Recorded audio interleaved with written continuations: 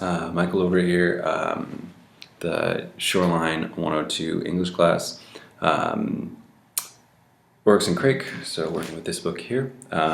Today's lecture we're going to go over, we're going to start with chapter 5, Toast, and we'll see how far we get. So Toast is a section, again, seems like an odd choice for title for a section. It starts off with this reference to a handful of birds that he sees flying along the coast. He's trying to figure out what they are. We can use these to get a hint of location. So the ibis, one of the birds he mentions, is a tropical bird that lives along the Atlantic coast, which gives us some sense of location and maybe some indication of the weather change here. Snowman also notices, he sees what he thinks is a heron. Depending on culture, this represents curiosity, long life, communion with the gods, things like this. Interestingly, both birds do have a connection to Egyptian mythology. The one bird that he is certain of is the cormorant, which is considered, kind of a symbol of nobility, maybe indulgence, but it's also a kind of omen for fishermen. So these are, again, interesting choices. Again, we can kind of even harken back to the prophecy or omens that we saw in the wasteland. We see a glowing rabbit, another indication of genetic engineering, and one of the clear references to genetic modification already in existence. So one of these things that Atwood is pulling actually from reality. Snowman muses on the mythology that he's created for the children of Crake, including this sort of idea of the eggs that Crake created. This is their creation myth. I mean, many cultures have their creation myth, whether it's Genesis or something like that. That is where we came from, which seems to actually be good enough for the Quakers. They never sort of say, like, what happened before that? Where did Crake come from? So at this point, we also learn that the world is divided into the children of Oryx, which are the plants, and the children of Crake, who are the humanoids, or the humans that he's genetically modified. Well, the mention of toast may seem non sequitur. I'd say this as well as a part of the disconnect Snowman is feeling. I mean, even something as mundane as toast is not something that they understand. It's far beyond their understanding. It's something that, in fact, may never ever exist again in the world as they know it. Maybe there's an idea that bread might be a reference to the Bible. It's hard to say. I think that might be a little bit of a stretch, but you never know. It's probably even simpler than that. Bread is a result of technology and agriculture, two things which they have neither interest in nor need in. Once again, it's kind of like with the mention of piss off, this is a Snowman realizing he's made a mistake. He said something they can't understand. This sort of idiom, like raining cats and dogs, which just makes no sense to them. So the next section is fish. Again, it talks about how Crake saw them as ingenious with language, humans as ingenious with language, ingenious in every direction at once, he says on page 99. But Crake has no real high opinion of this ingenuity. He calls it the monkey brain. They were just monkeys, nothing more than that. We also get this view of the Quakers and the beauty of the women as something that they're sort of ideal, almost airbrushed perfection that Snowman finds sort of off-putting. There's no imperfection. There's nothing unique about them. And the certain things he mentions, the mole by the navel, we can kind of wonder if that's something that he's actually remembering from Oryx, which is very, very possible in this context. They also seem impersonal, and I wonder if it's a hint that he thinks that they have no soul. And we have to, of course, put this in context of Atwood herself, who is staunch agnostic, preferring things that are verifiable. Snowman gets his weekly fish from the Quakers, so they've been taught to kill fish and cook it for him. We get some of the names of the Quakers, and we learn that they were named after eminent historical figures, which had seemed sort of innocuous at first, right? Or kind of even cute until maybe Jimmy realized Crake's larger plan. Snowman is adding mythology to the Quakers, and in effect, he's actually accidentally giving them something that Crake wanted them to avoid, right? Religion. And the way that he does this is in terms of the great rearrangement and the great emptiness, and he feels sort of ends it feeling jealous of the attention or the praise that the Quakers give to Oryx and Crake as something that he feels he deserves himself, right? He says on page 104, who's been watching over them this whole time? Perhaps an additional commentary right on the parent-child relationship. And he sort of ends it by saying maybe in the future he'll give Crake flaming wings, horns, and a tail, which is biblical reference, right? We get kind of this idea of the fall, right?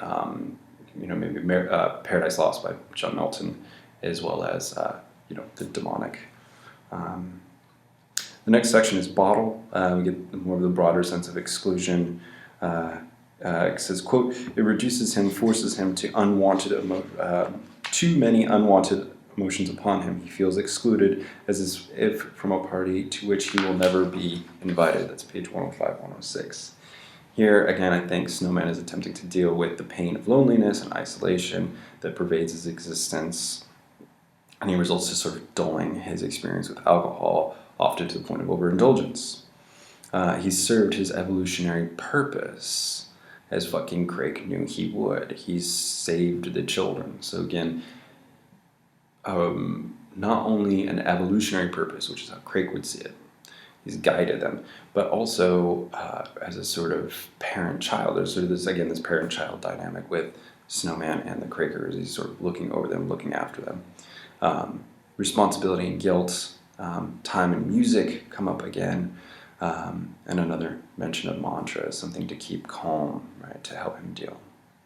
Not unlike the words that he repeats to himself that he knows he can't forget, right? He's kind of last vestige, but he's definitely separate from the Quakers, not part of their world. Okay, chapter 6. So this is our first proper, begins with the section Oryx, which is our first proper introduction to Oryx. And we'll begin kind of a series of sections that focus on introducing us to her and her history. At the beginning of this section, Oryx, she appears as a type of fantasy, and we learn that Oryx and Jimmy had a relationship of some sort, which is kind of revealed in these short vignettes that are punctuating her backstory. So another example, I think, of Jimmy's strained relationships. In this case, he's trying to dig into her past, and he wants that flaw, he wants the misery. This is the thing that he's pulled to, but it's something that she doesn't feel. She seems perfectly at peace with this. But he tries to dig into her past, and he's trying to piece together clues. He sort of hoards, has slivers of her that he had hoarded together. So again, looking for clues, trying to figure it out. And so this is how we get to know Oryx, mostly from all his intense questions, almost like an interrogation. Ultimately, her story will remain ambiguous, oddly. Even though all of this, her past is, she's completely at peace, it just bugs the heck out of Jimmy, who has a hard time accepting it. And this seems to speak to that protectiveness that we see even with the Quakers. We're also introduced to Uncle N when Oryx and her brother are sold to Uncle N by their mother. So now we have two characters, both Oryx and Jimmy, who were essentially abandoned in some way by their mother. Crake's ultimate explanation of the Oryx being sold has to do with resources. There weren't enough resources, and we see that in the world as well, maybe with the 20% real fish sticks that we've seen elsewhere in the book. Ultimately, Uncle N doesn't seem like a terrible guy. I mean, he's buying the children, taking them to the city, and definitely using them to make money. But we don't have any instance or occasion to think that he's actually abused them, as we will see later in Pixie and Jazz. Interestingly, I think, is this idea that Uncle N we'll find out later, is he uses his watch much in the same way Jimmy is using it, that is, as a vehicle to keep a watch on people or to communicate. Okay, so moving on, we'll do the next couple relatively quickly. Bird call, here Uncle N takes the children to the city. They live in, or even before they get to the city, they go through a checkpoint. And at the checkpoint, one of the guards asks about the children, and Uncle N says, all their mothers die. An odd echo, since both Oryx and Jimmy have lost their mothers in some metaphorical sense. We have another repetition of this idea of the monetization of everything. Oryx herself has been sold by her own mother, but she doesn't blame her, although she does miss the aspect of love. She says, quote, of course, having a money value is no substitute for love. Every child should have love. Every person should have it. So again, this gives us this idea of Oryx sort of, still believing in love and human connection. The next section, roses, we get chaos, the chaos of the city. We can imagine this is how the children of Crake would feel. And Uncle N is a little devious, but again, I don't think there's anything to say that he sexually assaulted the children, right? There's a fondness that springs up between him and Oryx. A type of sexuality, and Oryx is sexualized being, but there's this question of marriage and real connection. Okay, so moving on to what is probably one of the more complex passages that we've had so far. Pixie Land Jazz. So this one, so Uncle N has been killed, so he is no longer able to watch the kids. They're sort of traded or sold off. And so Pixie Land Jazz is a title, I think, is fittingly complex for further understanding the character of Oryx. On the one hand, we get the echo of Dixieland jazz, right? The American style of jazz with links to New Orleans that speaks to improvisation. But it's crossed with a literary reference to Peter Pan, right? The boy that never wanted to grow up. After all, Jack is filming child pornography, and the reference to Peter Pan also could be a reference to Jimmy / Snowman, who in many ways is not willing to grow up. It's also interesting to consider the juxtaposition of two things that might have come up in the game Blood and Roses, namely jazz and Peter Pan, juxtaposed against the crassness of the pornography that Jack is filming, right? So we have this sort of back and forth of yin and yang, right, in many ways. Following the Peter Pan reference, we also get a reference to Snow White and the Seven Dwarfs, Whistle While You Work, which is another odd perversion, simultaneously evoking kind of the innocence of childhood and the brutality or matter-of-factness with the situation. We also get Jack's comment, want a candy, which the kids don't get, and of course, it might be a little bit of a stretch, but I wonder if it's a reference to the song I Want Candy, which, considering Jack's penchant for jazz, makes sense. And the song itself was recorded by a band called The Strange Loves in 1964, an interesting band name and appropriate for this particular novel. I also wonder if it might be one of Atwood's literary references, this time to Hamlet, Sweets for the Sweet, which follows after Ophelia's death, which again, another parallel back to The Wasteland, right, with the end, or the section where everybody's leaving from the bar. One of the clues that we get here that Jimmy does uncover is that she remembers a truck with a red parrot logo. And it's hard to say for certain, but it seems a curious connection to Alex the parrot, right? Again, there's a wide range of symbolism of parrots, and representation of intelligence, curiosity, mirroring and mimicking. Parrots also have sentience, right? Kind of the consciousness of a young child and ability of a young child, which is kind of like what the Quakers are. I mean, they're all kind of this able to communicate, but in a really simple sort of way. I think also more interesting, perhaps, is the question of whether or not Oryx is sort of mimicking or giving Jimmy what he wants. And it's sort of a broader question to think about as far as the strategy of the overall novel goes on. And we'll talk about it later. I don't want to spoil too much.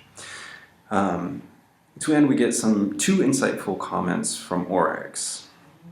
One that, quote, Crake is right, you don't have an elegant mind. That's page 142.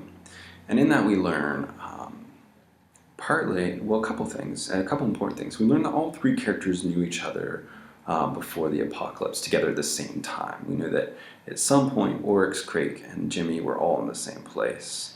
We also know that Oryx and Crake had disgusted Jimmy at some point, and without him being present, so we get that component.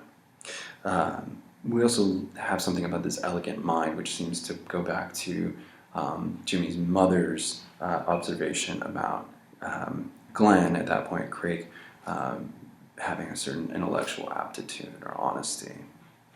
And finally, we end with this Oryx's interesting observation, quote, but Jimmy, you should know all sex is real. So, again, this is this sort of interesting thing, especially based on what we know about Oryx, and this balance against what is real, which we've seen both Crake and Jimmy talk about in the past. So we'll stop there for now. So that's taken us through to the beginning of chapter 7. So the next lecture, video lecture, we'll pick up with chapter 7, and we'll continue on from there. Again, questions, feel free to let me know. I'll do my best to answer them.